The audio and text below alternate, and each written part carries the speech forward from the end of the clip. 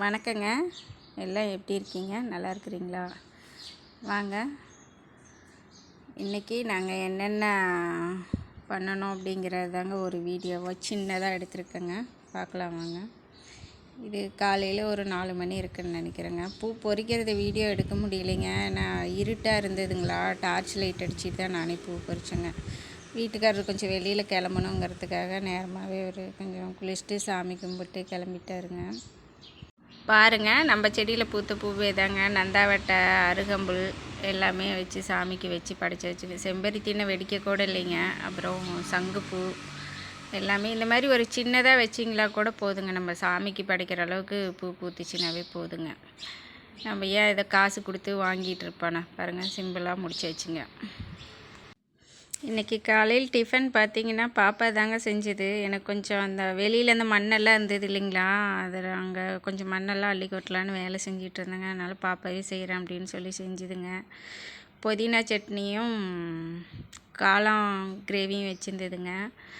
புதினா தலை நம்மளதுலேயே இருந்ததுங்களா தொட்டியில், சரி அப்படின்ட்டு அதையே பொரித்து அதையே சட்னி அரைச்சிருச்சுங்க.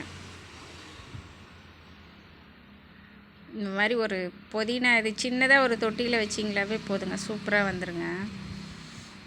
சட்னிக்கு தேவையானதெல்லாம் பொரிச்சிட்டு வந்துருச்சுங்க. அதுக்கப்புறங்க வெங்காயம், பூண்டு, கருவேப்பிலை தழை,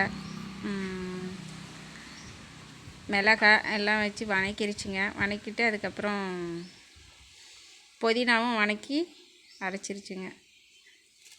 அப்புறம் பார்த்திங்கன்னா நான் இந்த மண்ணெல்லாம் கொஞ்சம் அள்ளி கொட்டிட்டுங்க. அந்த ரோஜாப்பூ செடியெல்லாம் வெளியேன்னு இருந்தது, இந்த தலையெல்லாம் வெள்ளை வெள்ளையாக இருந்ததுங்களா, நோவு இந்த மாதிரி. சரி அப்படின்னு சொல்லிவிட்டு அதையும் கட் பண்ணி விட்டுறலாம் அப்படின்னு சொல்லி அதையும் கட் பண்ணிகிட்டு இருந்தேங்க.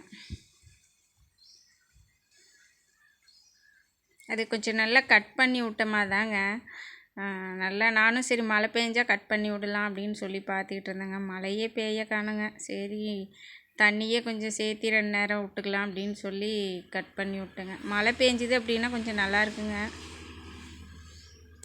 அதுக்கப்புறம் பார்த்திங்கன்னா அதை கட் பண்ணிகிட்ருக்குலையே ரோட்டில் இந்த காளான் கொண்டு போகிறவங்க வந்தாங்களா, சரி அப்படின்னு சொல்லி காளான் ஒரு 2 பாக்கெட்டு வாங்கலாம் அப்படின்னு சொல்லி போனேங்க. காளான் வாங்கிட்டு வந்து அதையும் கொடுத்தங்க. பாப்பா அதையும் கிரேவி மாதிரி வச்சிருச்சுங்க.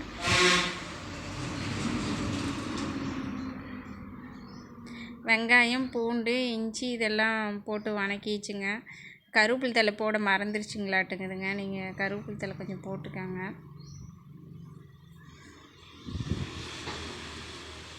அதெல்லாம் வணக்கிட்டுங்க. அதுக்கப்புறம் காளானையும் இந்த சிற்பி காளான் தாங்க வாங்கினோம். அது நல்லா டேஸ்ட்டாக இருந்ததுங்க. அதையும் கொஞ்சமாக எண்ணெய் ஊற்றி நல்லா எண்ணெயிலேயே வணக்கி வச்சிருச்சுங்க. தனியாகவே எடுத்து வணக்கி வச்சிருச்சு.